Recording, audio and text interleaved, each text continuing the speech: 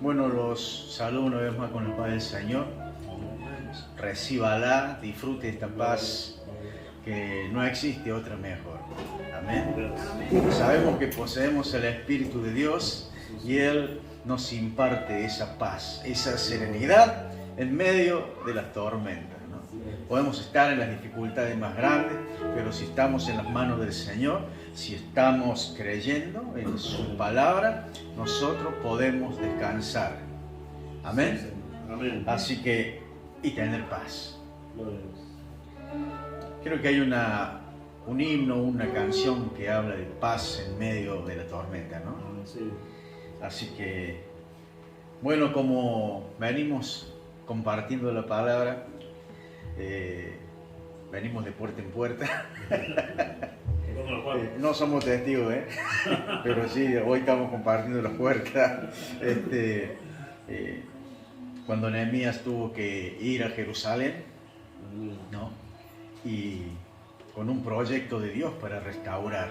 Y bueno, nosotros estamos compartiendo, ¿no es cierto?, tomando estos simbolismos, la palabra para restaurarnos. Digo restaurarnos porque todos estamos en un proceso. Amén.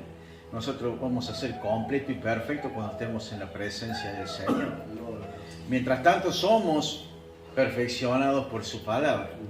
Y siempre y cuando nosotros vengamos a la herramienta de restauración, de perfeccionamiento que es la palabra de Dios, ¿verdad? Si no, vamos a ser simples lectores de un libro más y así pasará nuestra vida, ¿no? Pero bueno, nosotros creemos en la palabra, creemos que la palabra de Dios es espíritu y es vida, y por eso nosotros no solo la predicamos, sino de que hacemos el esfuerzo de vivirla cada día. Amén. Así que habíamos hablado la última vez de la puerta de la fuente, ¿no? Sí. De la fuente, que nos hablaba de el nuevo fluir del Espíritu Santo. ¿Se acuerdan que hablábamos de que, bueno, en el tiempo del Antiguo Testamento el Espíritu venía sobre un profeta o un rey? En este caso David era una persona muy especial, ¿no? que el Espíritu estaba sobre él, ¿no? Dice que cuando fue ungido por Samuel, el Espíritu vino sobre David, ¿no? Y luego el Espíritu se iba, ¿no? Pero después del sacrificio en la cruz de Jesús, y que el sacrificio ese fue aceptado por el Padre, y fuimos declarados nosotros justos por ese sacrificio, el Señor abre las puertas.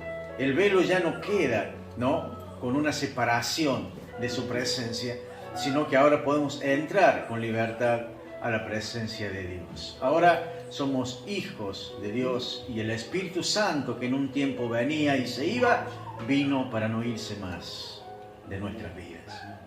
Amén. Amén. Así que la puerta que hoy quiero compartir es la puerta de las aguas. Fuente, aguas. Entonces, vamos a la palabra del Señor ahí en el mismo Nehemías 3, versículo 26.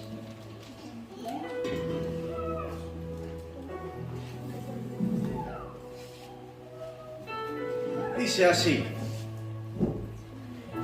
y los sirvientes del templo que habitaban en Ofel restauraron hasta enfrente de la puerta de las aguas al oriente y la torre que sobresalía.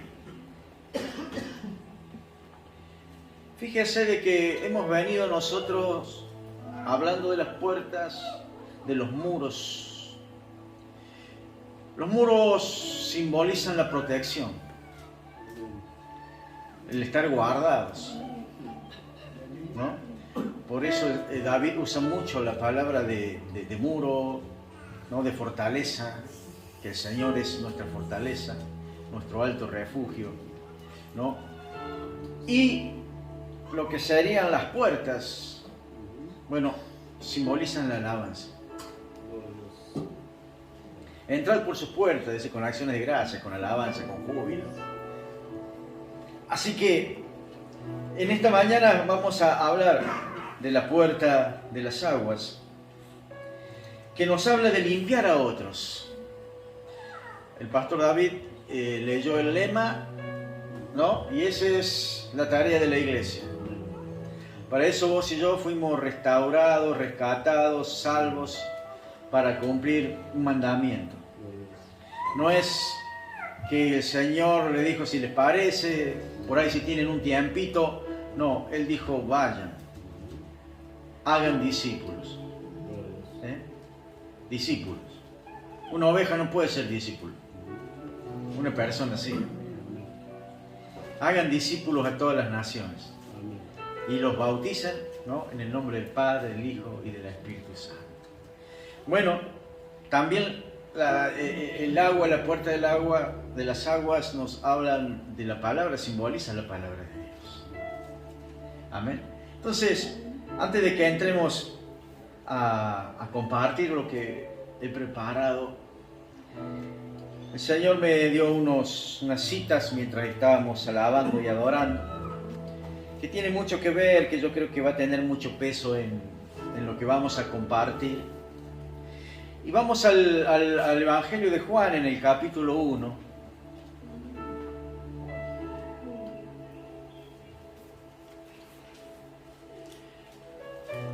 Porque así como la palabra, ¿no es cierto?, expresada aquí, podemos ver de que no es un sonido emitido por la voz, por la boca, no es un ruido, no es algo, es alguien.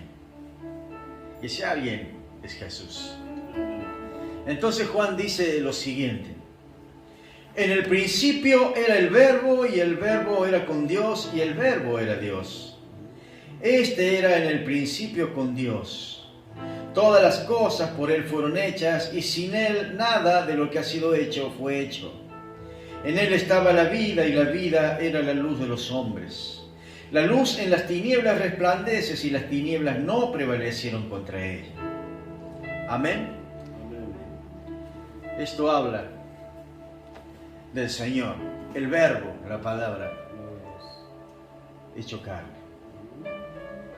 Hebreo nos dice lo siguiente: Dios, Hebreos 1, habiendo hablado muchas veces y de muchas maneras en otros tiempos a los padres por los profetas, en estos postreros días nos ha hablado por el Hijo, a quien constituyó heredero de todo y por quien asimismo hizo el universo, el cual, siendo el resplandor de su gloria y la imagen misma de su sustancia, y quien sustenta todas las cosas con la palabra de su poder, habiendo efectuado la purificación de nuestros pecados por medio de sí mismo, se sentó a la diestra de la majestad en las alturas, hecho tanto superior a los ángeles, cuanto heredó más excelente nombre que ellos. Esta es la palabra viva. Dice Hebreos que en el tiempo del Antiguo Testamento, Dios enviaba profetas, enviaba a su ángel y nos daba el mensaje, su palabra. Pero luego esa palabra, ese mensaje se hizo carne. Dios se encarnó para venir a hablarnos, para venir a traernos la revelación, la redención. Así que toda la palabra que encontramos en las Escrituras es espíritu y es vida. Jesús decía: las palabras que yo les hablo son espíritu y son vida. El Señor le dijo a Pedro: ustedes ya están limpios por la palabra, solo necesitan lavarse los pies. Y les dio un tremendo ejemplo de servicio y humildad. El Señor, que era el Maestro, Él que es el Rey de los cielos, se humilló, tomó la posición de un esclavo, de un sirviente, arrodillándose y lavando los pies de sus discípulos. Dice que a la puerta de las aguas no la restauraba. Si usted lee, por lo menos en mi Biblia no dice que fue enmaderada, que se les puso cerrojo. No dice eso. Mientras que en las otras puertas sí vimos de que tuvieron que, no sé, enmaderarlas, ponerles cerrojos, sus bisagras, ponerlas en funcionamiento de nuevo. Y esto es algo que nos tiene que llamar la atención. ¿Por qué? ¿Por qué no dice la Biblia que la puerta de las aguas fue restaurada? ¿Por qué no dice? Porque si simboliza la palabra de Dios, la palabra es perfecta. La palabra no está rota, el hombre está roto y la palabra es la herramienta para restaurar al hombre. Amén.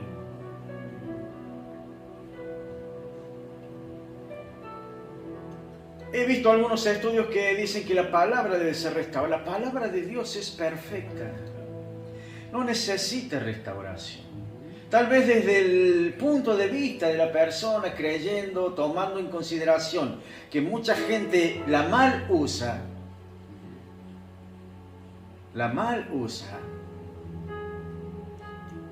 Si se refiere a eso, sí se usa muy mal. Muchos la usan para beneficio, para manipular, ¿no? Para hacer mercadería de la gente. Pero es un problema de las personas malintencionadas,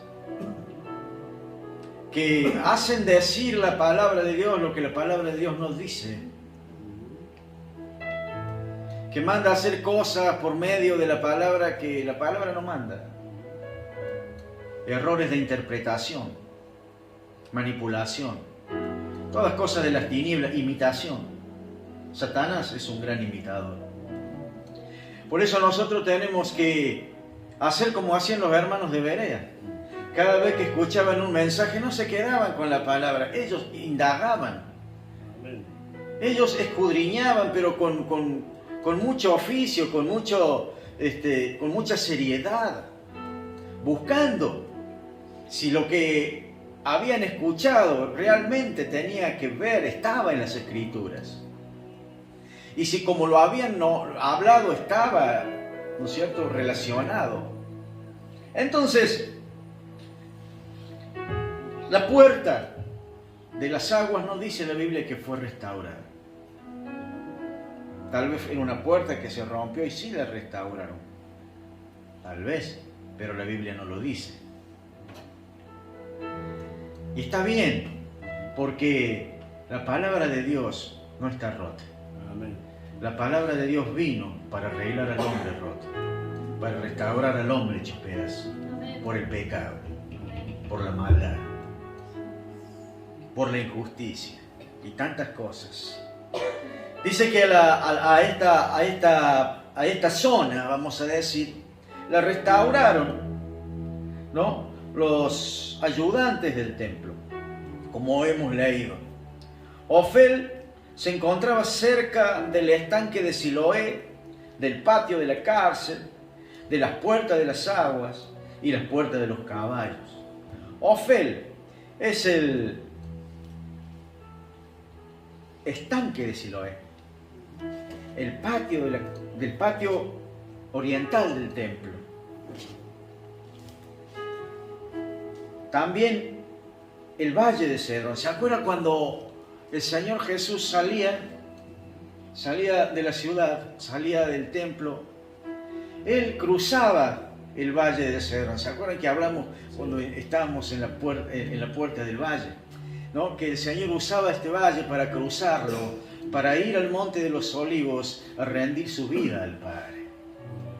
La puerta del valle nos habla de humildad, de entrega. Así que la puerta de las aguas nos habla de la palabra y estaba muy relacionada con la zona. Ofel era una especie de barrio, ¿no es cierto?, un sector de la ciudad de Jerusalén, donde estaba todo relacionado con el templo, la fuente, ¿no? Y eso hacía que se pudieran, ¿no es cierto?, hacer las ceremonias, los rituales de lavamiento, todos los sacerdotes. Amén. Así que esta puerta estaba casi todo el año cerrada. solamente era abierta en las fiestas, ¿no?, del pueblo de Israel, en las fiestas religiosas, y en la última fiesta, en el último día de la séptima, en el último día del mes 7, que era la fiesta de los tabernáculos, entonces esta puerta se abría, ¿no? Y fue en ese momento, en una ocasión, que Jesús sube a la fiesta, ¿no?, de los tabernáculos, y ahí tiene un encuentro, ¿no?, con la gente, y dice unas palabras que ya las vamos a compartir. Así que solo se abría durante las celebraciones de las últimas fiestas bíblicas del mes séptimo, en el último día de la fiesta, dice, de los tabernáculos. Ahora había un ceremonial que se hacía ahí. Los sacerdotes sacaban agua del manantial de Siloé. Miren, no lo sacaban del estanque, sino de un manantial, ¿me entiendes?, de donde fluía. Dice que sacaban agua del manantial de Siloé, pasando por la puerta de la fuente. Mire, hacían un recorrido, y luego pasaba por la puerta de las aguas que quedaba cerca del templo. ¿Qué hacían con este ritualismo? ¿Hacia dónde iban? Hacia el templo, y ahí hacían el ritual, ¿no? Todo lo que tenía que ver con el ritualismo de consagración. Si usted quiere compartir, y busque número 19.7, hay alguno que sea rápido y lo encuentra. Número 19.7.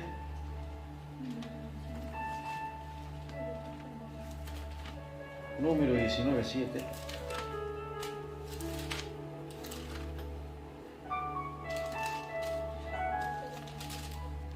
Bien.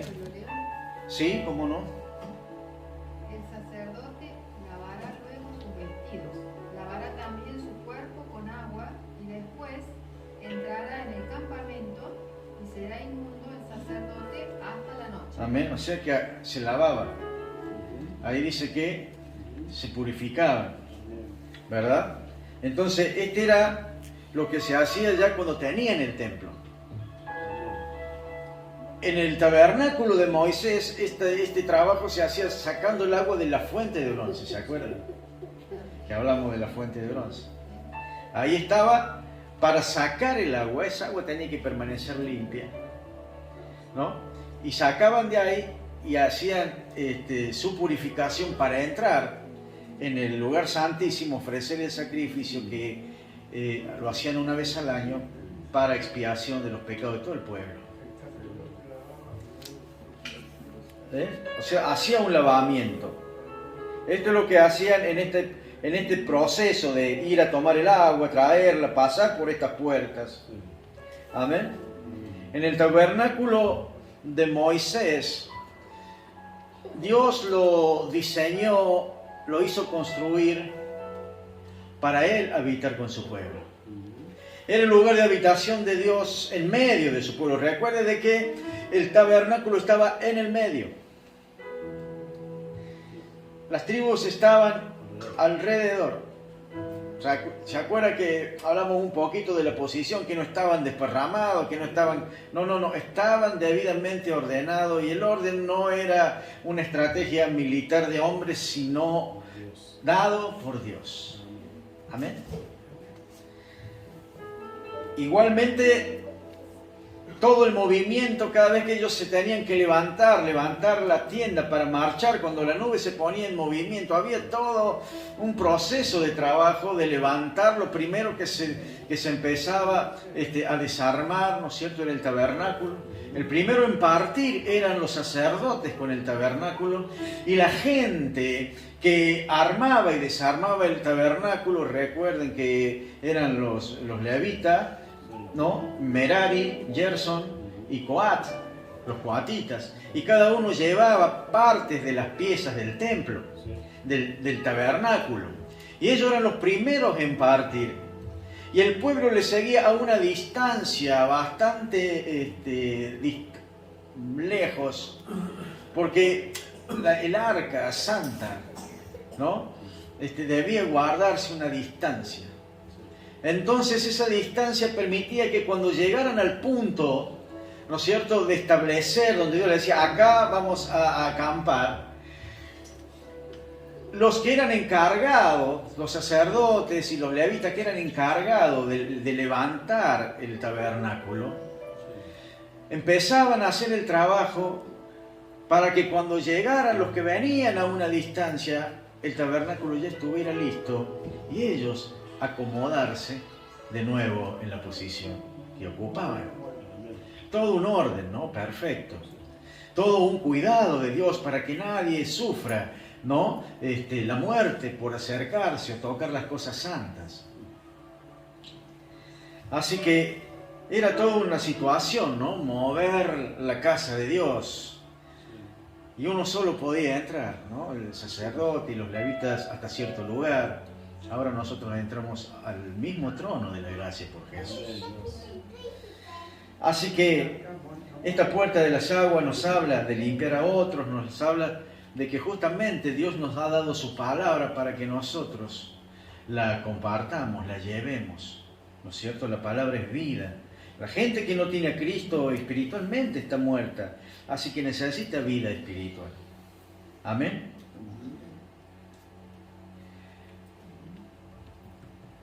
Busque Juan 7, 37 y 38.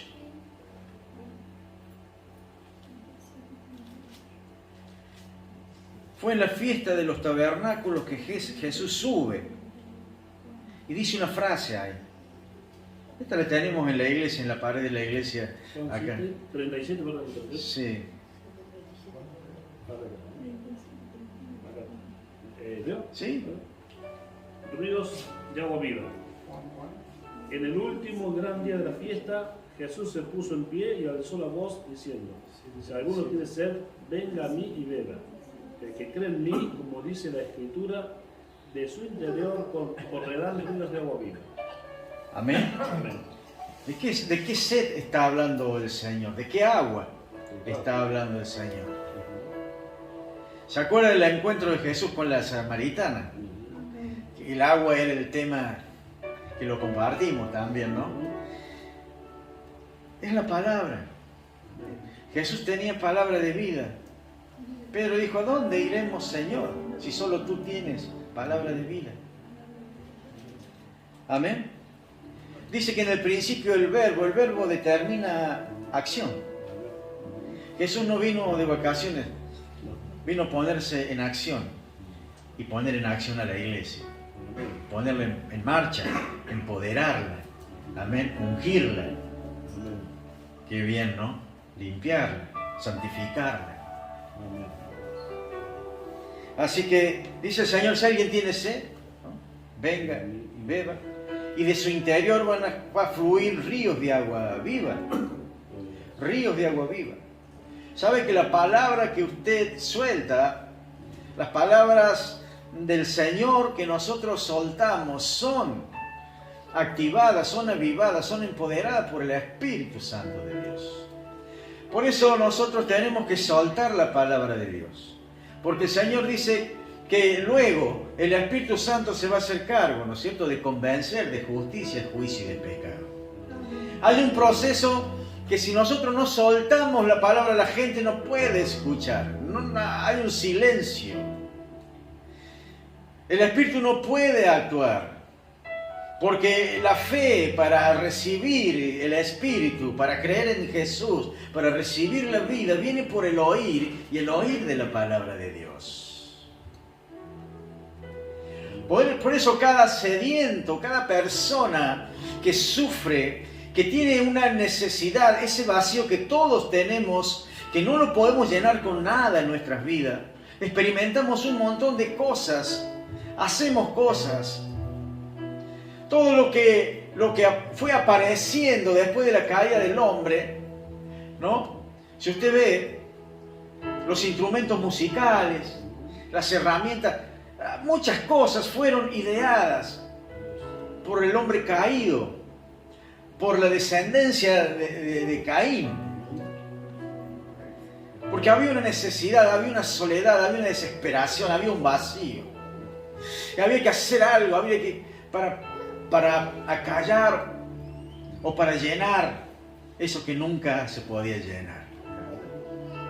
Y todos estamos en esa condición cuando no tenemos vida espiritual, cuando no tenemos a Cristo, el Espíritu Santo morando en nosotros, porque ese lugar ha sido creado por Dios para habitar Él, para habitar su Espíritu, y nadie más ni nada más. Así que podemos hacer 1000 cosas nosotros para llenar ese vacío, pero lo único que lo va a llenar, y el Espíritu está desesperado, esperando llenar ese espacio, cuando la palabra es soltada, cuando el Espíritu la percibe que en ella hay vida, entonces el hombre cree y se da cuenta qué es lo que necesita para llenar ese espacio vacío. Recibe a Jesús, recibe la vida, recibe la palabra, y el Espíritu Santo empieza a hacer su trabajo. Empieza el proceso de santificación. La palabra nos limpia y el Espíritu nos santifica. Sí, la palabra también nos enseña, la palabra nos pone de frente a la verdad y desenmascara la mentira. Nosotros en la guerra espiritual, hermanos, no vamos a pelear con Satanás, el diablo, con armas. No vamos a vociferar y a correrlo porque somos cristianos en el nombre de Jesús. Satanás huye cuando es confrontado con la verdad. La verdad echa por tierra la mentira. La verdad es la luz que opaca toda oscuridad. Nosotros peleamos con la verdad, la palabra de verdad que Dios nos ha dado, es la vida que Dios nos ha dado, es la herramienta que Dios nos ha dado. Yo puedo escuchar muchas palabras lindas, muchos conceptos lindos. Ahí por la televisión he estado viendo que han estado en Córdoba ciertas personas dando algunos cursos, enseñanzas para vivir mejor, para arreglar ciertas situaciones espirituales. También no sé de qué se trata, pero no creo que sea bíblico. Así que todo lo que no viene de la luz viene de la oscuridad. Todo lo que no viene de la revelación del Espíritu Santo, hermano, viene de las tinieblas. Por más linda y disfrazadita que vengan y bien presentadita. Amén. Así que nosotros debemos conocer la palabra de Dios, porque es la palabra la que nos limpia. Amén. Ahora fíjese de que en el ritualismo del lavamiento había un lugar donde se encontraba el mikvah. El mikvah es un lugar, ¿no? Donde hay agua y se hacen las inmersiones. Amén. Y el sacerdote tenía que venir ese día, antes de entrar al tabernáculo, iba al mikvah, que es un simbolismo también de bautismo, y se sumergía 5 veces. 5 veces, ¿no? Hacía la inmersión, se sumergía en el mikvah y salía, ¿no es cierto?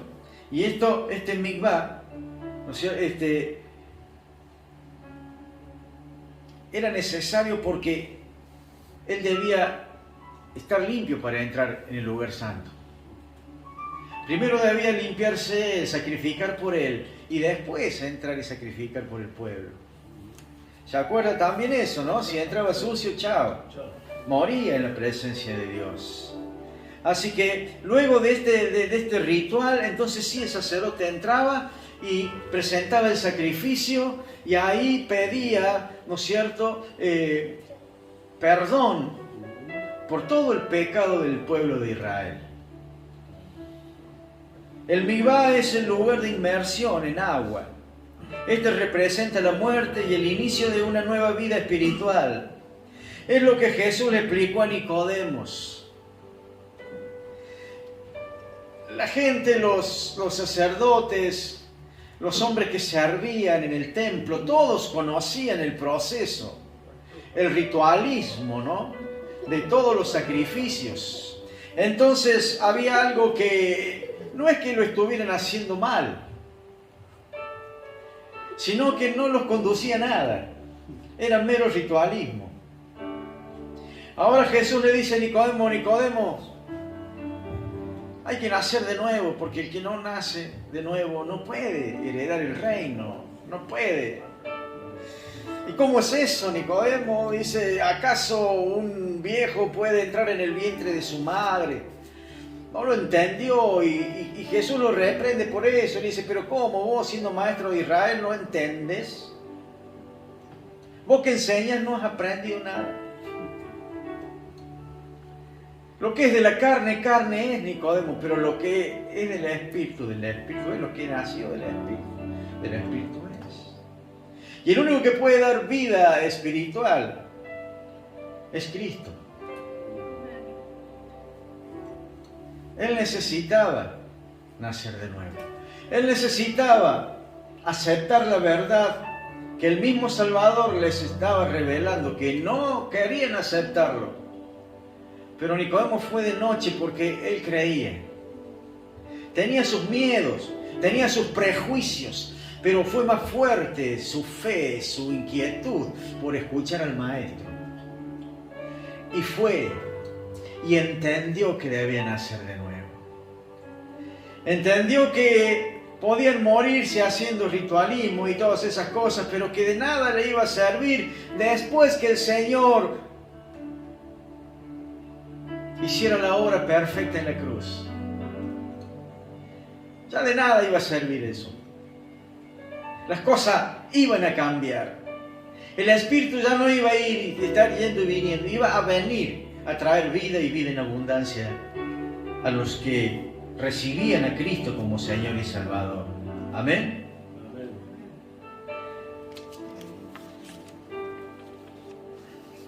En la Biblia, como les dije, el agua representa la palabra de Dios, que a medida que la estudiamos, la escudriñamos y la vivimos, ella nos limpia de todo pecado y de todas cosas que en nuestras vidas que están ocultas. No quiere decir a veces que nosotros las escondemos. Hay cosas que han pasado en la vida.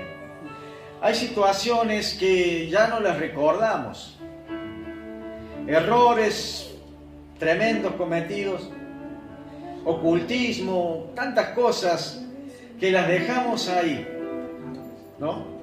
Pero cuando nosotros empezamos a estudiar la palabra de Dios, cuando esa palabra empieza a iluminar nuestro entendimiento, esa agua viva que es la palabra de Dios, empieza, hermanos, a limpiar, a barrer todas esas cosas. Un día estaba orando. Mis dos hijos mayores fueron bautizados cuando eran bebés en la Iglesia Católica. Entonces tenían sus padrinos. Un día orando en el Espíritu, el Señor me dice: tenés que romper los pactos que has hecho donde has entregado a tus hijos. Señor, ¿cómo es esto? Y me hizo recordar el día del bautismo. ¿Cómo que es el pacto, Señor? ¿Qué? Bien. Cuando uno bautiza a un hijo, trae sus padrinos.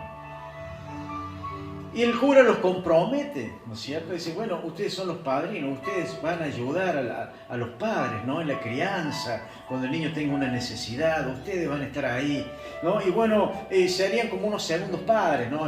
Los padres suplentes, podríamos decirlo alguna vez, ¿no? Entonces, ¿pero qué pasaba con el padrino? El padrino era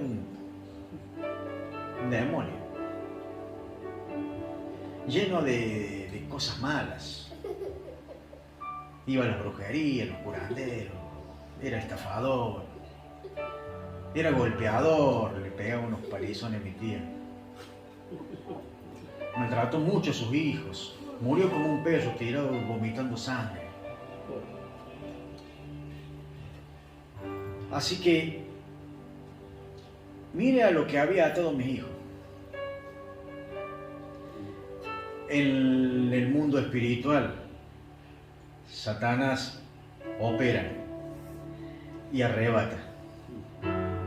En la ignorancia nosotros entregamos. Entonces, oré, me arrepentí y también me llevó a recordar cuando llevaba a mis hijos a curar el empacho, la pata de cabra y todas esas cosas que nos mandan, ¿no?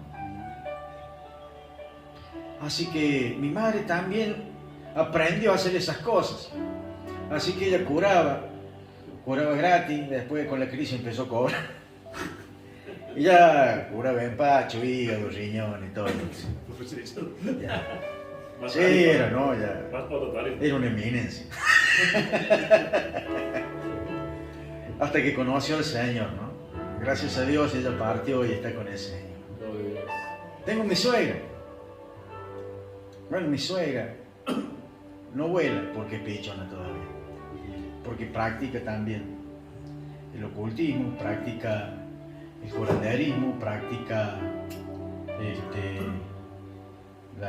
tirar de las cartas, todas esas cosas. Usted sabe de que en sus cursos que hacía de parapsicología estudiaba la Biblia, los milagros.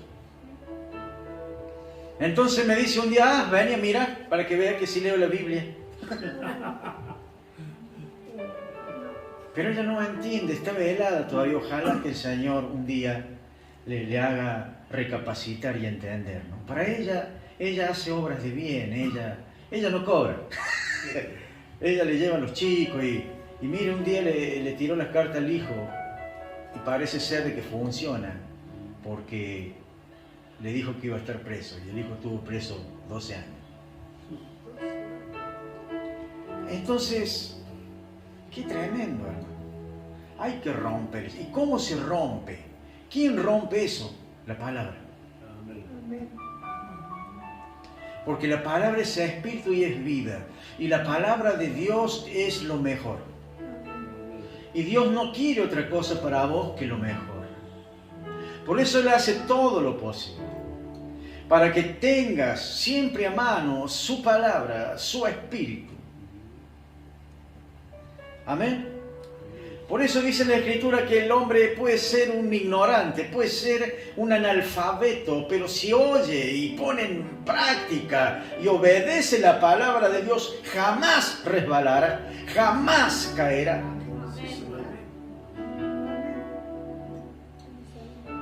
No se trata de intelecto, se trata de obedecer y creerle a Dios. Amén.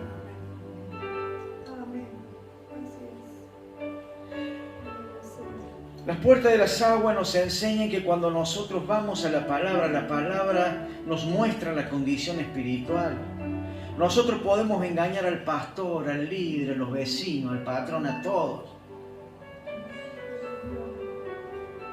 Podemos nosotros venir con una imagen de santidad y ser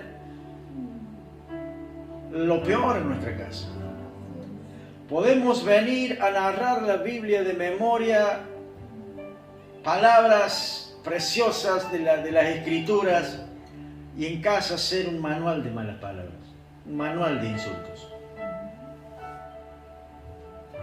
Y la gente se va a quedar con la imagen que ve acá adentro hasta el día que te conozca en tu casa.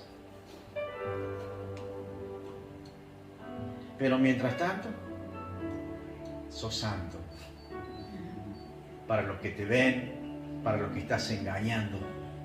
Pero no vas a engañar a tu conciencia. Porque tu conciencia sabe lo que estás haciendo. Es una tremenda alarma, pero como nosotros la cauterizamos, le cuento un chiste, ya que estamos hablando de la conciencia. Un día suena el teléfono en la casa de un hombre, y el hombre va y atiende, y dice, hola, ¿quién habla? Y de allá le contesta, habla tu conciencia. Y el hombre le dice, Oh, cómo anda sucia.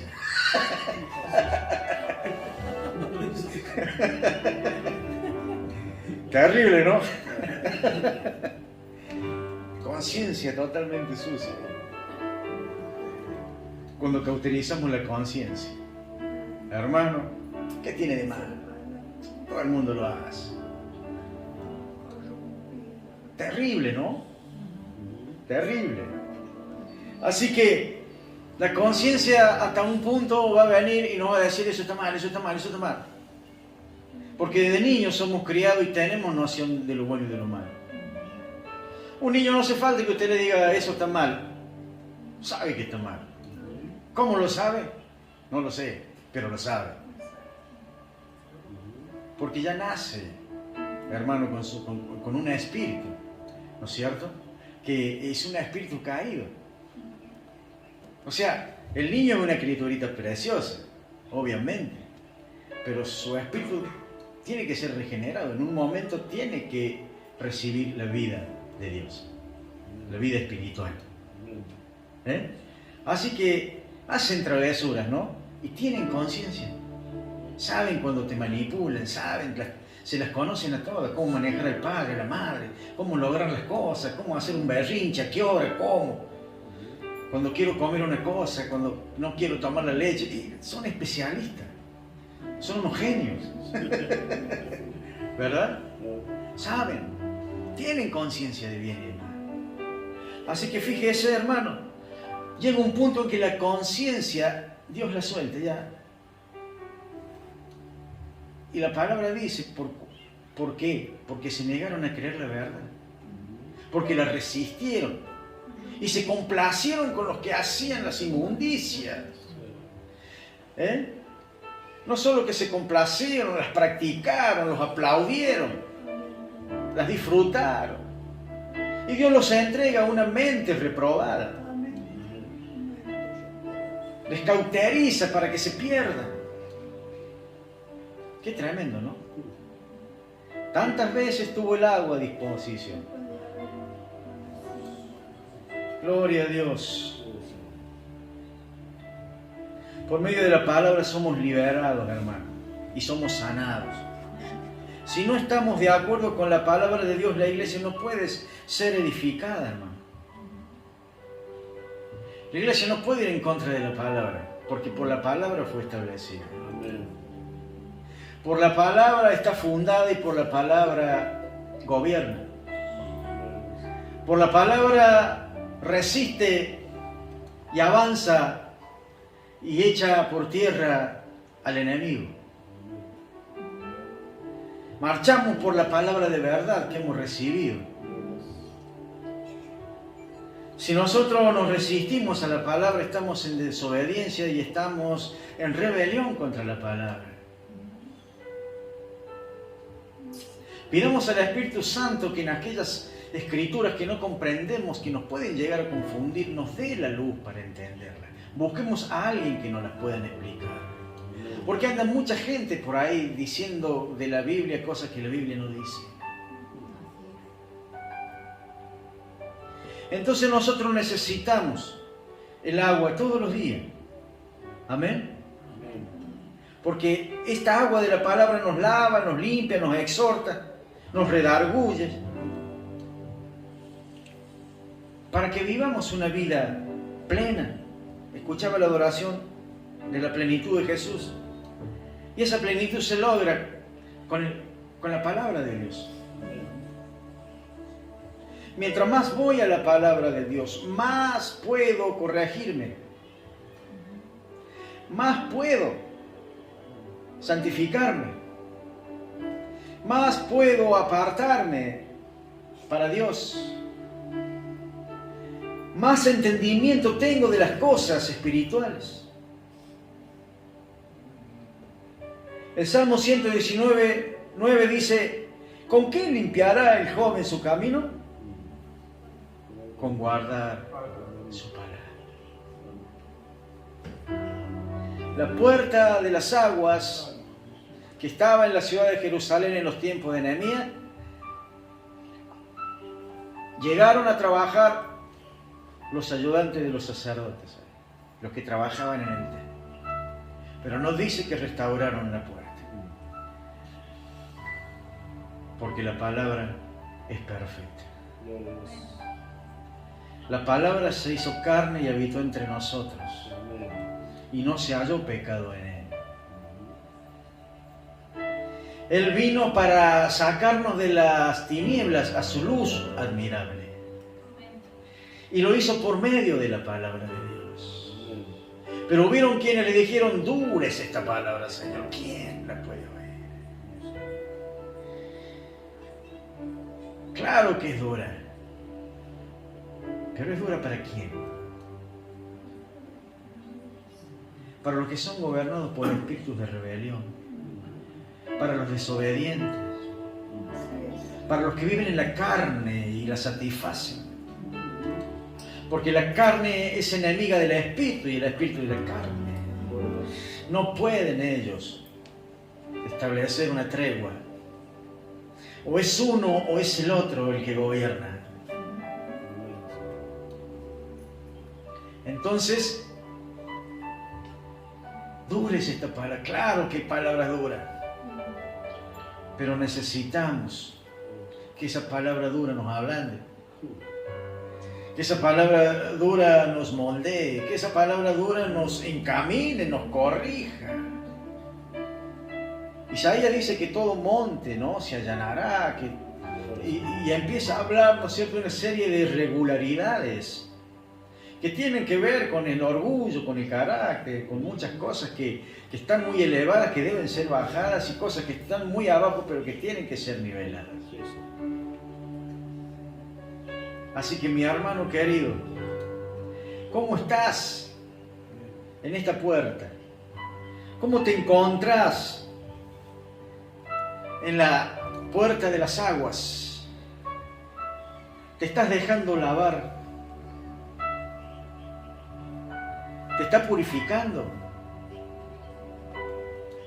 ¿Te está llevando al propósito por el cual fuiste creado? Te está llevando a una comunión con el Espíritu, te está llevando a una intimidad con Dios. Porque si no es así, no sé qué palabra o cómo le estás entendiendo. La palabra de Dios no tuvieron que restaurar esa puerta, porque esa que representa la palabra es perfecta. Por la palabra Dios hizo todas las cosas, y dijo Dios, y vio Dios que era bueno. En gran manera. Y en gran manera, exactamente, pastor. No era tan lindo, no, está precioso. En gran manera era bueno. La palabra de Dios, iglesia, en gran manera es buena para ti. Es la vida, es el Espíritu. Usted no va a tener autoridad si no habla la palabra de Dios. Amén. Amén. Usted no va a conocer el campo enemigo si no conoce la palabra de Dios. Usted no va a conocer la senda verdadera, el camino angosto, si no conoce la palabra de Dios. Usted no va a poder soportar las pruebas si no conoce la palabra de Dios. Usted no va a poder estar firme cuando le venga un día malo porque no conoce la palabra de Dios.